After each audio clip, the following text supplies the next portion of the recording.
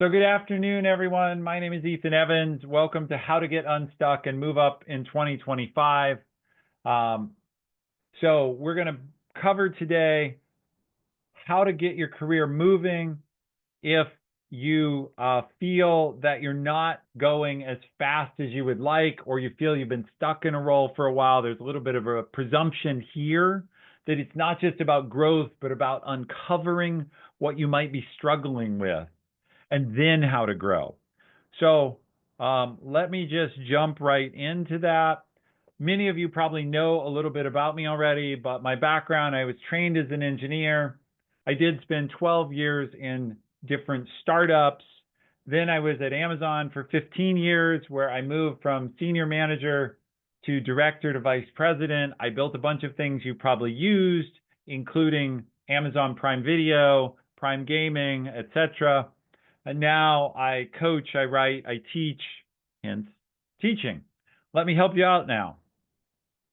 Jumping straight in. Here's the most common trap I feel people fall into when they're stuck. They're doing what I call work hard and hope. They're working hard and they're hoping to be noticed, and they may be frustrated that they're not being noticed. So you may feel, it may happen to you, that you're wondering, why am I not moving up? Why is my work not appreciated? Well, there are a few reasons. Number one, some of the other people around you, particularly as you move up in levels, are working hard too. So it's harder to stand out. Number two, your manager is busy and they may not be noticing everything you do, but someone else is doing a better job of sharing what they do, communicating what they do. And in fact, I do run into some people, this may not apply to you, but I find it applies to a lot of folks. They are so frustrated and feel like, well, my work should speak for itself. I am not going to do anything to publicize it because that's wrong. I shouldn't have to. Well, this word should will kill you. You can wait around your whole life for what should happen for you, but that's giving up your control to someone else doing something that quote unquote they should. So part of getting unstuck is to stop waiting for what should happen and start making it happen yourself. Now, the other place I see this way of getting stuck, and we will talk about other problems of getting stuck in a moment. The other place I see this is people who are just shy. They're not sure what's worth sharing. They're not sure how to share what they've done without bragging, worries like that. Well, if you're really worried about that, first, it's better to share more smaller things than fewer big things. People get into an idea of, well, I only want to talk about the really big accomplishments, so I'm going to wait till this thing that ships in 3 or 4 months. That isn't enough to make an impression. There's this thing many of you have heard of called recency bias. It's important to be talking about your work in an ongoing way. Now, if you feel that will make you sound like a braggart, do this. Talk about, if you're a manager, talk about what your team does. Compliment people in your team. If you're an individual contributor, talk about what you and some peers did. So if I have a business partner, he's here as a co-host on this meeting, his name is Jason. If instead of saying, well, I got this done, I send out an email to a group of leaders or whatever, say, I just want to really praise what Jason did this weekend. We were working together on blah, blah, blah, and he worked this weekend to get this thing done. No one's going to be mad about that.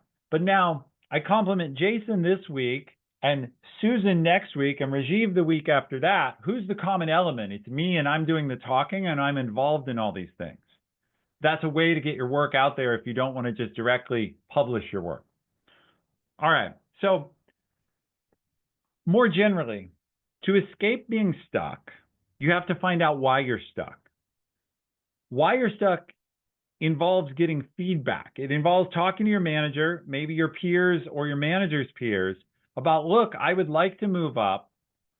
Where do I stand in your eyes? What would you need to see? What does it take to be at this level? You have to get enough feedback to understand, why is no movement happening? Because otherwise you're guessing and you're blind. As I said, hard work is not enough. You have to do work that's both effective, so you're not just spending time, but something is coming out of it, and that work is valuable to your company. There are plenty of people who work hard, but they're working hard on what they believe in. And what they're not understanding is the group they're a part of, the manager they're working for, isn't really that interested in what you're putting all that effort into. They wish you were doing something else. May seem surprising, but alignment, doing valuable work. As I just went through, you may need to take some steps to be noticed. And you can dislike this. I'm not saying you have to like it, but if I'm better at publicizing my work, I will get promoted or move up before you. Because while managers have an inner desire, if they're good managers, to notice everything, the fact is they're busy. And if I'm good at highlighting my accomplishments and you're not, as a manager, I end up judging on the accomplishments I see. It's all I can possibly do. If you think about it, I can only judge on the stuff I'm aware of. Now, you may say, well, you should be aware of everything. We covered should. If I'm going to judge on what I'm aware of, then help me be aware. It's as simple as that. You have to also understand the promotion process or the growth process at your company. If you want to move up, what are the types of roles that are available? What are the potential opportunities to move up? What's most valued? What skills? What process? How many people have to recommend me? How long in advance of promotion do certain documents or boxes have to be checked?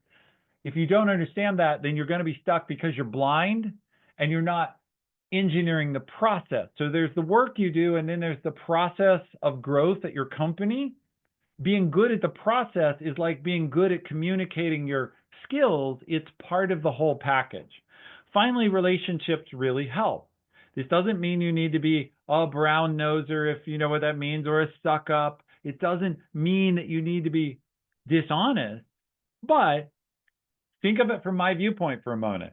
I have two people on my team, both are hard workers, and I have one spot I can promote someone into, which means they're going to be more important on my team, and I'm going to spend more time working with them. Their performance is approximately equal. One of them is friendly and I like, and one of them is standoffish and a little cold. This is actually not a hard choice. It may not even be a conscious choice, but I'm going to pick the person I like working with, all other things being equal. So, again, you don't have to be disingenuous, but it does sure help to be likable. Consider that. All right. If you're really stuck and you don't know why, I like to give people exact language. Directly address being stuck. Go to your manager, go to your skip, ask them, say, hey, manager, my career is naturally important to me, but I don't seem to be progressing here. To stay, I need to break through the blockage. Can you tell me specifically what I need to do? Couple elements. Why do I write out the word? You can make the words your own, but ask for specifically what I need to do, not generally. Try and get to specifics. Second, there's a little hint of a threat in here. To stay, I need to break through that blockage. Now, you can again choose how much threat you include, but there's a little bit of urgency that says, hey, my career is important to me, and if I'm not going to move up here, I'm going to go move up somewhere else, but I want to stay, so help me break through the blockage. Again, skip manager. I know to move up, I need your support. This is true, by the way. Managers recommend who to promote. Skip levels approve it, is the general structure you will see all over the world. I know to move up, I need your support. What you need to see, again, specifically, to feel good advocating for me, right? You're asking for their support. What do you need to see? All right. Note, existing judgments are sticky. So if you have formed a little bit of a negative impression or a person who's not on a growth trajectory, you're going to have to address those. And I want to point out a few things that you may not think are negative, but that can be. First, Fred is steady and reliable. What does that mean? Well, Some people say, that's great. You want to be steady and reliable. Well, sort of. Steady and reliable means Fred can do what he's doing.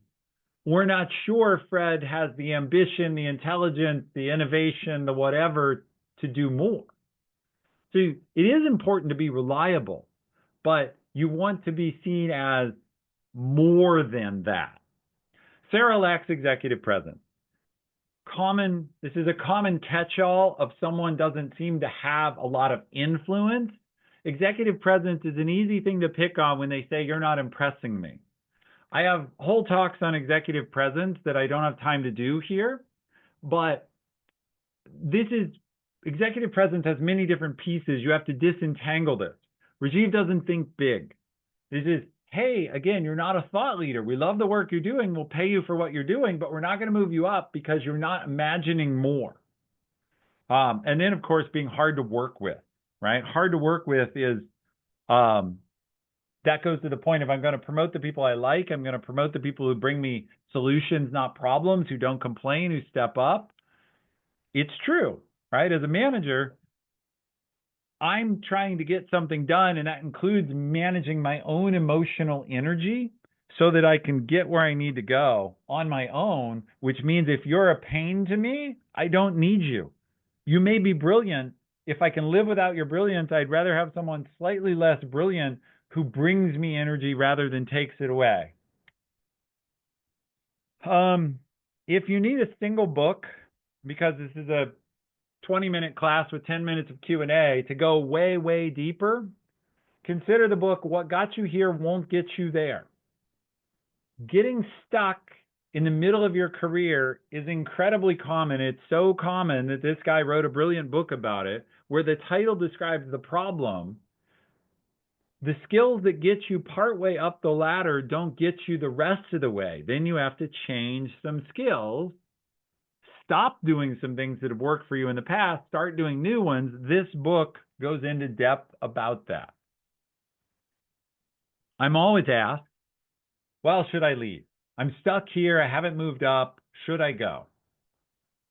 Maybe, right? If you're in a company with no growth opportunities, or you've soured a relationship with a boss, or you're misaligned with a boss, a fresh start may really help you. However, if you have problems in your own performance, you better fix those first, because they'll just follow you, right? You are the same you at the next company unless you make yourself a different you. Now, all of us, myself included, we like to think, I'm not the problem, the company's the problem, the boss is the problem. Well, often we are the problem. I use an example. I have a client. All three companies he's worked for, his two past ones and his current company, they're all household names that every single person here would recognize. He got fired from the first one, went to the second one, got fired from the second one for the same reason, went to the third one, and within a year got a performance review about the same problem. He's not learning, and he's frustrated. Like, he could be in this class, he's frustrated, he's stuck. Well, he's taking the same behavior with him. So he's finally realized this behavior is killing me, and now he's struggling really hard to change it. Do that first, right? Butterfly out of the shell, like the image. Ask to help. Another big thing, if you haven't done it, is offer to help your manager. Managers love offers of help. It's a way to build relationship, a way to build rapport. I teach a whole separate class on this. I put one of our discount codes in here. The class is called the Growth and Promotion Recipe. It's not about whether you take the class or not. It's the point there's more depth available if you want it. But some examples of how to help. Take on a project nobody else wants that needs to be done. Lead a hiring effort, a cost reduction effort. I put cost reduction in these slides this morning because that's hot right now, right? It's not a growth environment. So lead something that's efficiency driven or automation driven or AI driven or savings driven, something that recognizes the importance of doing more with less. Doesn't matter what you do. Here's the key point. Managers help people who help them. Again, if I have two people and one role I can promote or give a raise or whatever, Am I going to promote the person who comes and helps me or the person who just is a nice, quiet, hard worker? This is not a tough decision. Even though both of you are valuable, I'm going to promote the person who keeps coming and asking how they can help me.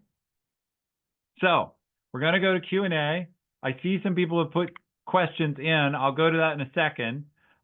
Please vote on the questions in the Zoom Q&A tool. Jason, I know you may have shared how people can do that, but I'm only going to have time for a few questions. There's 100 people here. No question has more than 2 votes. So if you want your question answered, go find a question or ask a question and get a grand total of 3 people to vote for it in the Zoom Q&A tool, and your question will get my attention here in just a second. So that's a brilliant offer. There's 100 of you here. Make your voice heard. Okay. Teaching classes. I have 2 classes that go way deeper into this stuff. One of them starts January 11th. It's my Breakthrough to Executive. These slides are 20 minutes of a 17 hours of material class. You don't have to put 17 hours in. The core class is 6 hours, and then there's lots of bonus opportunities. If you like these 20 minutes, I teach 6 hours on this. How to break through to the next level. So if this made any sense to you, you can join this class on Maven. Second, I have a new class. It's aimed specifically at leading large-scale technology and excelling as a technology executive. It's not specifically about getting promoted. It's specifically about how to deliver big tech projects and kill it when you're doing it. So it's the foundation for being promoted if you work either in tech or around tech. Those are 2 classes on Maven. You're here listening to a Maven thing. These are all the places you can find me. If you don't know me already, ethanevans.com is the easiest one. And so now we'll do Q&A. We'll see what people have voted on. Give me 1 second and I'll answer as many questions as I can in about the next 15 minutes.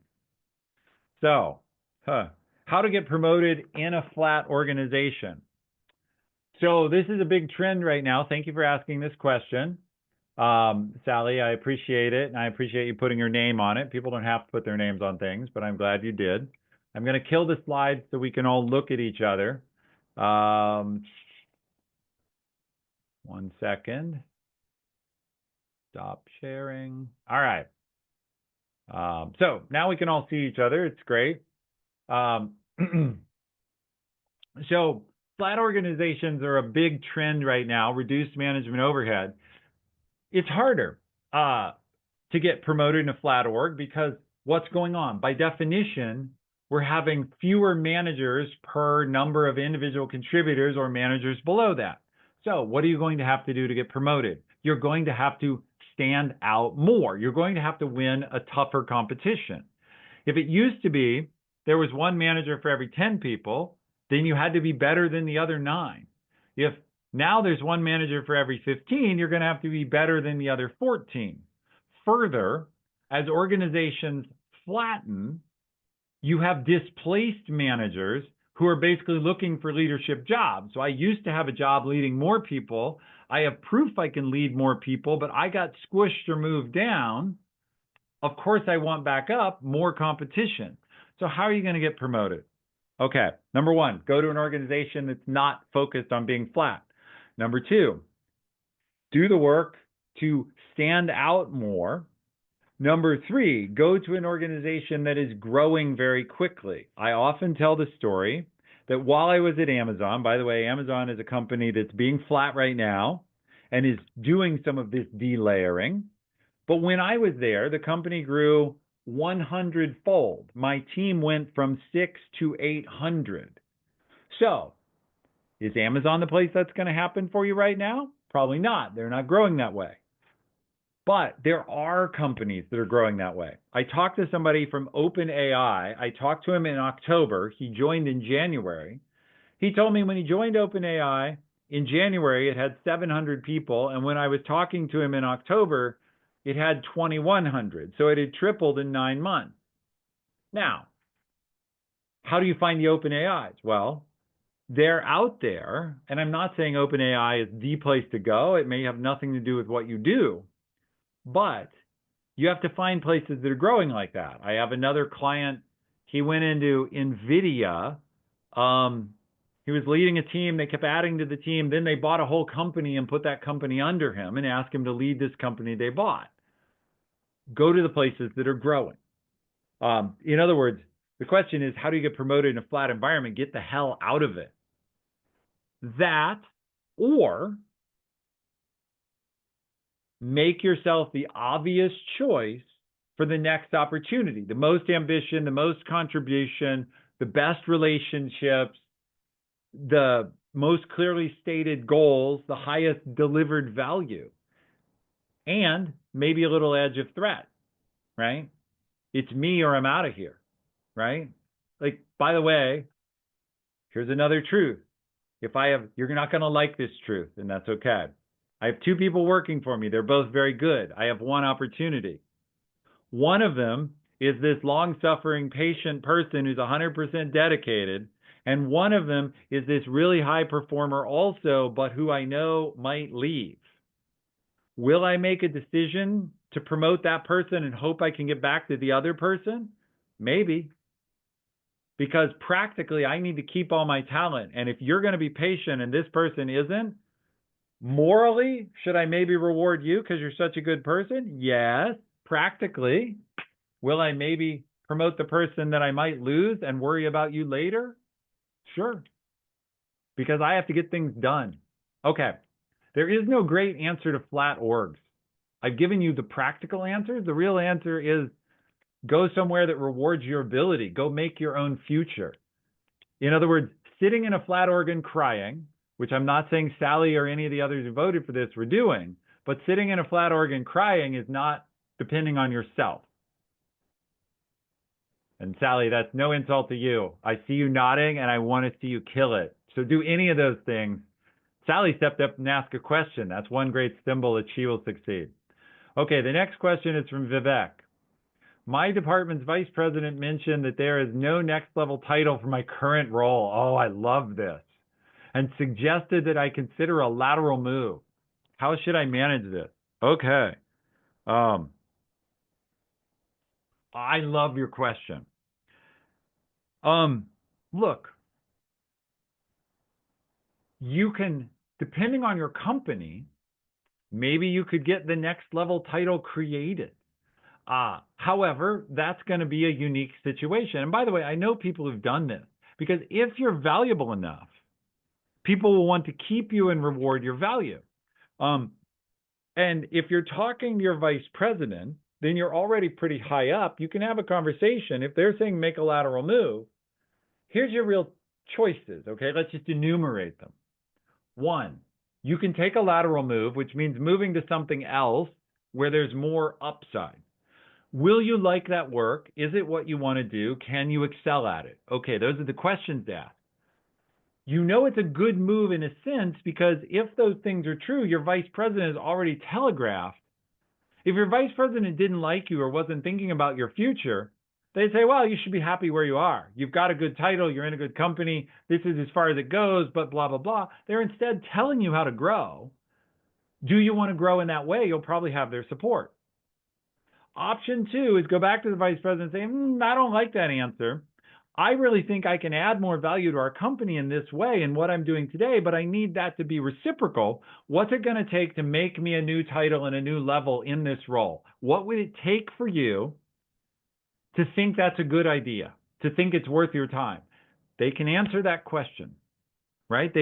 Everybody can answer the question, what would it take? They might say, it would require you to bring in $1 billion of new business. Okay, well, I can't do that, but at least you have an answer. The third thing you can do is go somewhere else or go out on your own. If you're an expert in a particular field, the world is more and more open to experts doing their own thing. Now, that can be scary. I get that. But those are your choices. Take the advice, try and convince them to do what you want, or go somewhere that already believes in what you do. Those are your three choices. Great question, Vivek. Okay. So we still have 100 people here, and no question has more than 8 votes. You can scroll down and vote things to the top. How to help determine what the next role looks like if your manager is shared, there is opportunity but no clear role title. First, be really happy you have opportunity. Second, this is actually a great situation where you get to define it yourself. You get to define it. Compare this. I'm looking at Sally's picture here because she asked the question about flat org. What a much better situation, right? There's opportunity and it's just defining it. You'd much rather be here than what do I do with this artificial ceiling? In this situation, think about 2 things. What do you want to do that you're really good at? Better make sure the role is something you're going to like and thrive. And second, what makes money directly or indirectly for the company, right? What is valued? And you're going to try and smash those together. You want to define the role as stuff you're going to love that's going to make a ton of money or impact. And you draw those 2 circles. You all know what a Venn diagram is. Stuff I love, stuff that's going to be worth a lot, and push them together and see the overlap. Define the role as that. You talk to the company in terms of the value. I'm defining the role this way because these things are really valuable. And you talk to yourself in terms of what do I want to do? Now, in a perfect world, you can get, I have Amazon spheres behind me in this image. You could push the 2 circles to overlap almost perfectly. I'm going to be doing all things I love that the company really can make a lot of money from. That's ideal. If you can't get to that point, though, you do what you can to get as much overlap, and then you have to tell that story. But I would be all over this. I'd be asking, well, what do we value most in this role? Here's what I think we value, or what could be valuable. What do you think, manager? What do you think, skip level manager? I'd ask my manager, what do we need to do to define this? What are the rules? How formal does it have to be? But this is great. Like, take the next half hour and just enjoy how good your life is, and then get to work on making those changes. Okay, I love that some people voted. I nagged you all to vote and you did it. So whoever did that, feel good about yourself. Tips for getting noticed without looking like you're trying to get noticed. Your early tips about including the team, etc., are helpful. Great question. Okay, so there's another trick I love. Trick, tip, you call it what you want. Send a status report. So the second sort of trick you can use is get used to sending out a status report. And a fact about reading is that once we learn to read, you have no ability to not read words. If words are put in front of you, your brain will read them. So figure out what you're doing, write up a status report. You all know what a status report is, but add as many people as you reasonably can to it. Or if you sometimes send one and sometimes don't, or nobody asks you to send one, start sending one anyway, once a week, once every 2 weeks. Pick a good title, because everybody, important note, you do this yourself, everybody reads at least the titles of their email. So if all that happens is you get an email that's from Ethan and says, update, progress on Project Foo, you know I've made progress on Project Foo. And if that's all you read and then you delete it, I've still put in your brain this fact. And if I'm doing that once a week and other people aren't, I'm putting more facts in your brain that help me. So another thing you could do, talk to some of your colleagues, ideally colleagues you don't compete with directly. Talk to them about, hey, let's get our project noticed. Maybe occasionally you send out something about what I've done and I'll send out something about what you've done, right? Or if that's too forward to you, just say, hey, I'd really like, I think you can encourage them. I think we've had a big accomplishment. I think you should talk about it. Like, I'll support you. I'll even help you write it. But I think I'd like to share the credit. And so I think it should come from you this time. You can talk about all of it. You can prompt other people to talk about you. An example This is a little bit of an extreme example. My team, when we first shipped Prime Video, I had a manager who never got around to sending any sort of acknowledgement.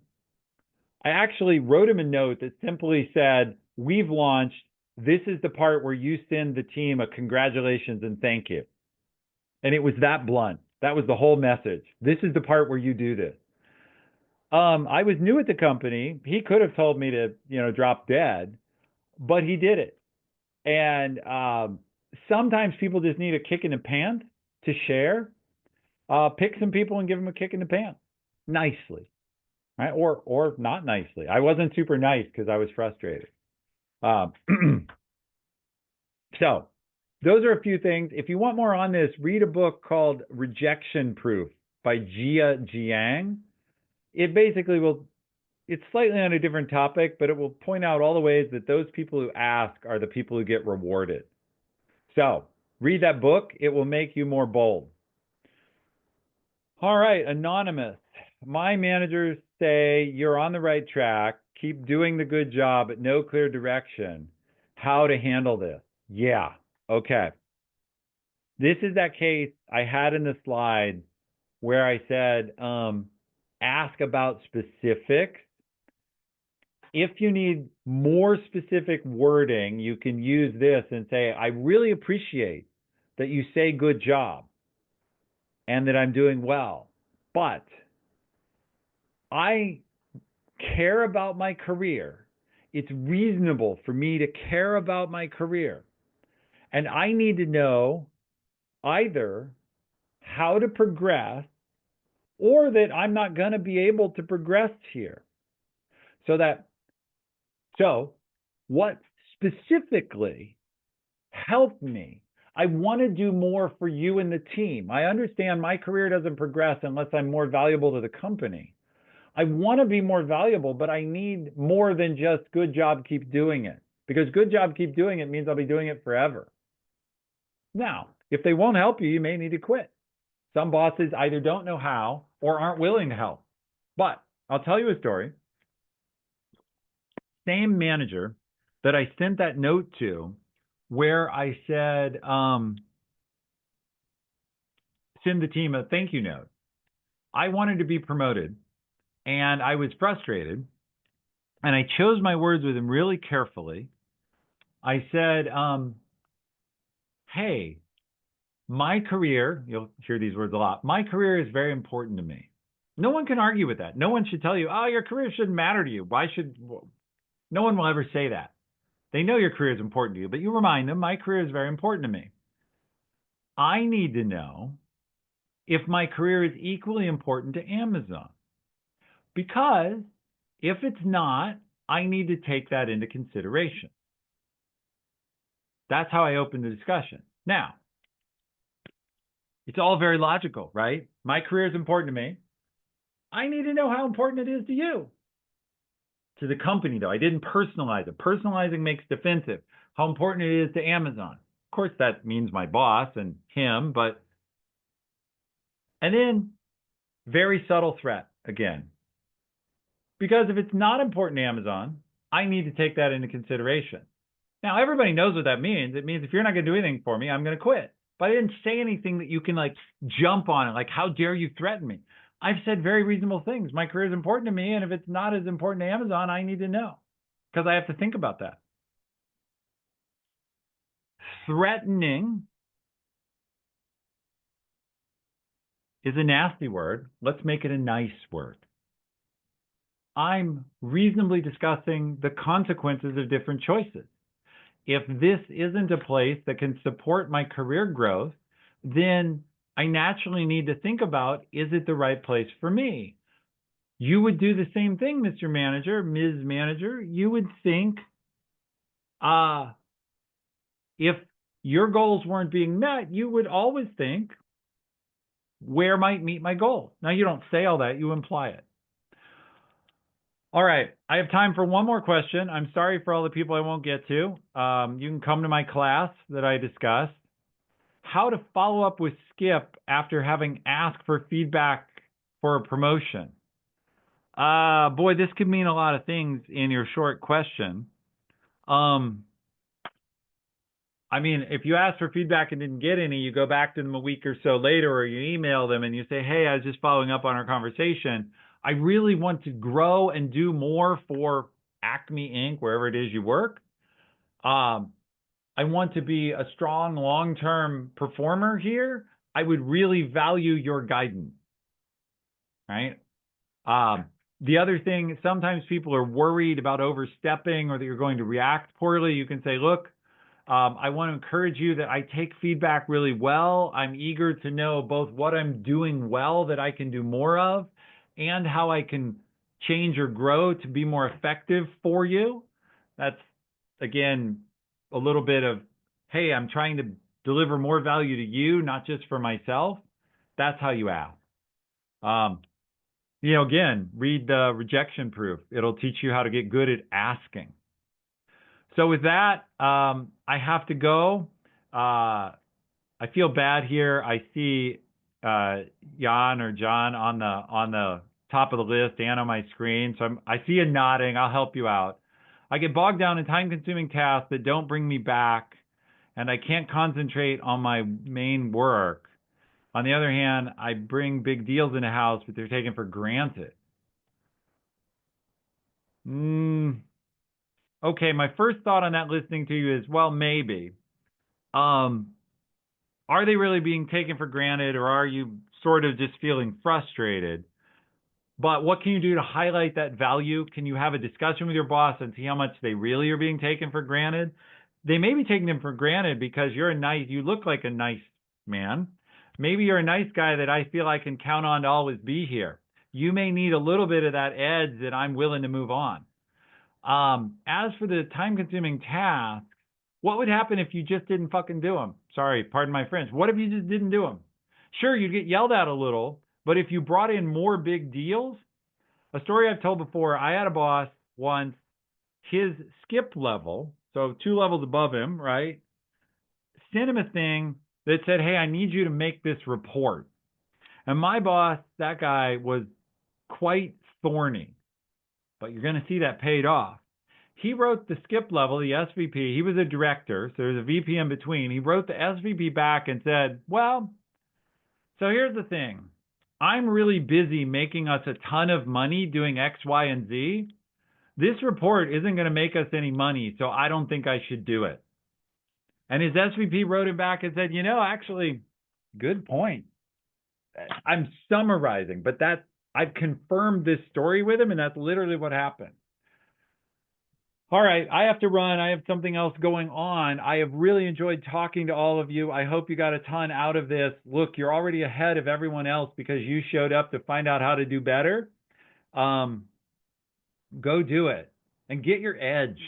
Like the whole thing, nice people finish last.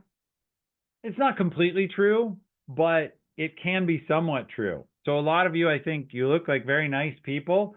I actually tell some of the people I coach, you're a very nice person, and I don't mean it as a compliment. It's not that you need to be a jerk, but you do need to have enough of an edge that people take you seriously. You want your manager to have just a little bit of fear giving you bad news that you're going to rip them a new one. Not a ton, not where it's adversarial. You just want them to think like, I'm about to go tell Ethan something unpleasant.